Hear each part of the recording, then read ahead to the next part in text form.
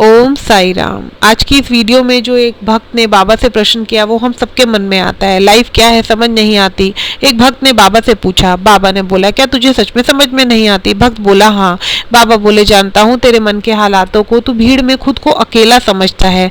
देख मैं तुझे एक नाव दूंगा और क्या तू उस नाव में 8 दिन का सफर तय करेगा? अगर तय करेगा तो तू सब जान जाएगा कि जिंदगी क्या है, लेकिन अगर बार बार मैं तुझे मुख से समझाऊंगा तू नहीं समझ पाएगा। भक्त बोला बाबा मैं जाने को तैयार हूँ। बाबा ने कहा तो देरी किस चीज की, मैं तुझे एक नाविक दे रहा हूँ, वह तुझे सफर तय करा देगा। पहले दिन वो सफर पे चल दिया। नाव के आसपास कुछ लोग आए और बोलने लगे कि अगर तुम उस छोर तक जा रहे हो तो भाई हमें भी छोड़ देना। उसने सोचा इतना लंबा सफर है अकेले कैसे तय करूंगा। उसने कहा चलो साथ चलो। कहने का मतलब ये है कि दुनिया में जब इंसान आता है तो अकेले सफर तय करना थोड़ा मुश्किल होता है, तो वो कहीं ना कहीं अपने मित्र अपने रिश्तेदारों के साथ अपना सफर आगे की तरफ तय करता है। देखते देखते कुछ दिन निकलने लगे। वह पहले तो उसे सब बहुत अच्छा लगा और बातचीत करते करते उसके सब लोग बहाने से लगे, लेकिन थोड़े ही दिन बाद उसे कुछ चीजें अजीब सी लगने लगी और सामने वाले लोगों को उसके अंदर अजीब लगने लगा। पहले जैसा दिख रहा था अब वैसा कुछ चल नहीं रहा था। इस नाव के सफर में उसे अपने को अच्छा दिखाने के लिए कुछ उस सफर में झूठ बोलना पड़ा। जो खुद को पसंद आता वो नहीं बल्कि दूसरों के हिसाब से सोचने की कोशिश करने लगा। मुस्कुराता तो भी वह अपने लिए नहीं बल्कि किसी और को हंसाने के लिए मुस्कुराता। अब धीरे धीरे सफर तो चल रहा था लेकिन वह खुद को अकेला सा महसूस कर रहा था। उसके साथ 4 और व्यक्ति बैठे थे, लेकिन फिर भी वो असल में मुस्कुरा नहीं रहा था बल्कि दूसरों को मुस्कुराने के लिए मुस्कुरा रहा था। वह फिर अपने भीतर ही भीतर खुद को अकेला सा महसूस करने लगा। पूरे रास्ते के सफर में सोचता रहा कि उनसे बेहतर दिखूं, वह वहिया लूट लूं। खुद क्या है वो भूल सा रहा था, अंदर से मायूस सा भी था। बस अपने अकेले और उदासीन को वह महसूस करने लगा। 4 दिन में एक छोर पे पहुंच गया और फिर बाबा के कहे हिसाब से वो वापस आया। देखिए कहने का मतलब क्या है, जब वो नाविक 4 बंदों के साथ बैठा स्टार्टिंग में तो बहुत खुश हुआ कि चलो ठीक है मुझे कोई ना कोई साथ मिल गया, लेकिन बाद में सब उसको दिखावा सा दिखने लगा। जो सामने वाले दिखा रहे थे वे उनके साथ वैसे ही चलने लगा। तो बाबा उसको समझाना चाह रहे थे कि आज का इंसान यही तो कर रहा है, दूसरों को खुश करने में लगा है, खुद उसकी खुशी कहाँ है वो भूल रहा है। जिस दिन इंसान अपने लिए जीना शुरू करेगा असल में जिंदगी क्या है वो तब ही जान पाएगा। लेकिन जब तक वो एक दूसरे को दिखाने के लिए या फिर उसके सामने अपना स्टेटस सिंबल हाई करने के लिए झूठी बातें झूठा दिखावा करेगा तो अंदर से तो असलियत जानता है ना इंसान, तो वो कहीं ना कहीं भीड़ में भी अकेला खोखला सा महसूस करता है। वही ही उसके साथ भी चल रहा था। देखिए बाबा ने सही कहा था, लाख बार समझाने पर समझ नहीं आता, लेकिन उस नाव में जब 4 बंदों के साथ बाबा ने बिठाया और स्टार्टिंग में उसको सब अच्छा लगा, लेकिन बाद में उसे लगा कि वो अपनी खुशी अपनी चीजें तो कहीं पे है ही नहीं। वो अपनी तरफ से बात भी नहीं कर पा रहा, वो अपनी तरफ से अपना जो है वो दिखा भी नहीं पा रहा, वो दूसरों के हिसाब से अपने आप को दिखा रहा है, वो दूसरों के हिसाब से खुश हो रहा है, एटलीस्ट वो लोगों को हंसा रहा है वाह वाहिया लुटाने के लिए, वो दिल से नहीं मुस्कुरा रहा। तो बाबा उसको ये कहते हैं। वहां से आती बार मतलब अब वो क्या हुआ, बाबा कहते हैं कि सफर तो हो गया 4 दिन का।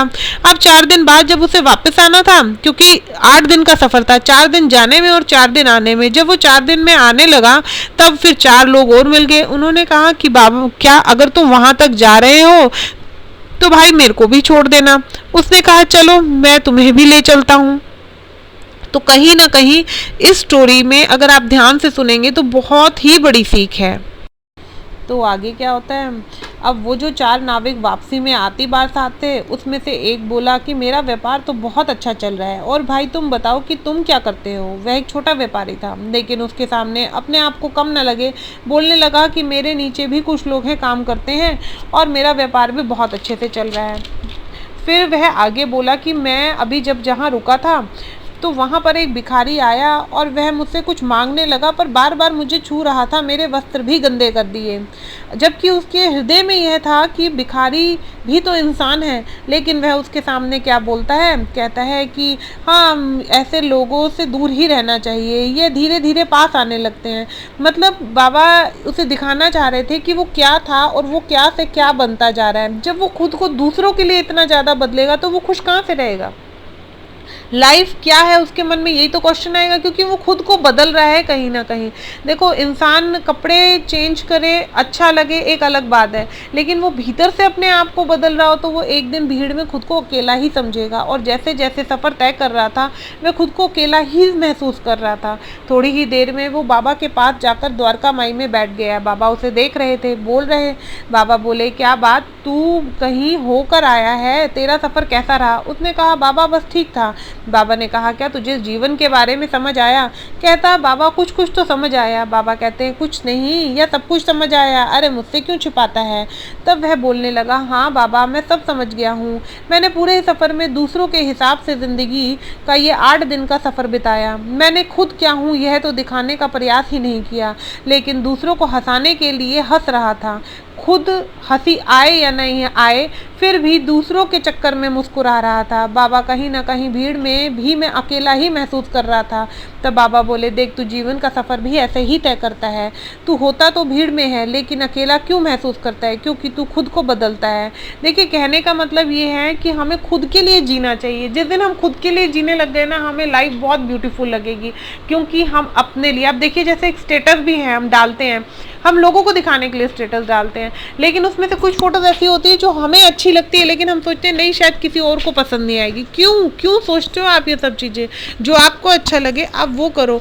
लोग देखे है ना, टिकटॉक बनाते थे, लेकिन कुछ लोग नहीं डालते बनाने के बाद भी। मैं कहती हूँ आप डालिए ना, जो आपको अच्छा लगता है वो करिए। दुनिया क्या सोचती है, क्या कहती है, जब तक सोचते रहेंगे ना, ज़िंदगी बहुत अजीब है, यही शब्द आपके मुंह से निकलेगा। लेकिन जिस दिन आप अपने लिए जीवन जियोगे, आप अपने लिए मुस्कुराओगे, आप कोई भी काम अपने लिए करोगे। देखिए, जैसे आप शॉपिंग करते हो खुद के लिए, आपको अच्छा लगता है ना, क्योंकि वो शॉपिंग आप अपने लिए करते हो, वो कपड़े आप अपने लिए खरीदते हो, किसी और के लिए नहीं। या आप किसी और की पसंद से अगर कपड़े खरीदोगे मज़ा नहीं आएगा, लेकिन जो आप अपनी पसंद से, तो आप क्यों नहीं समझते कि ज़िंदगी भी वही है। बाबा उस भक्त को यही सिखाना चाहते हैं कि ज़िंदगी खूबसूरत है, लेकिन ज़िंदगी अपने हिसाब से जियो। दूसरों के हिसाब से जब तक ज़िंदगी जियोगे वो खूबसूरत नहीं लगेगी। देखिए, कहानी बहुत छोटी है, लेकिन इसमें बहुत बड़ी सीख मिली है कि आजकल का जो मनुष्य है वो यही कर रहा है। वो सिर्फ दूसरों को खुश करने में लगा है, लेकिन खुद को इतना भूल जाता है कि एक दिन खुद को भीड़ में अकेला महसूस करता है। तो मेरी आज की ये स्टोरी आपकी ज़िंदगी में अगर आप फॉलो करेंगे तो कहीं ना कहीं ज़िंदगी में मुस्कुराने की वजह आपको डेफिनेटली मिल जाएगी। बस मैं आपसे इतना ही कहूँगी कि आप मेरी वीडियोस को लाइक एंड सब्सक्राइब ज़रूर करिए। क्योंकि आप इसी तरीके से और वीडियोस को भी देख सकेंगे। बाबा के थ्रू ऐसे मैसेजेस जो हम कई बार अपनी लाइफ को लेकर रुक जाते हैं, उन सबका जवाब मिलेगा। ओम